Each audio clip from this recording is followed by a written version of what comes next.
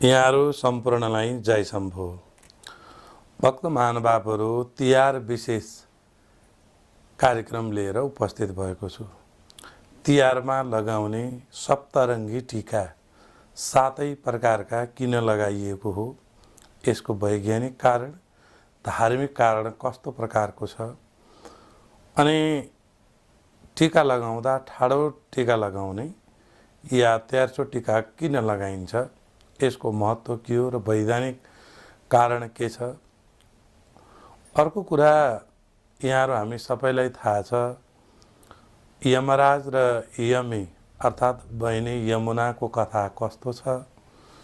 तिहारमा हामीले किन यमपञ्चक भनिएको हो, यमपञ्चकको अर्थ के हो र यो पालिको तिहारमा विशेष नयाँ कुरा के छ भन्ने समेतको जानकारी यहाँहरूका बिचमा लिएर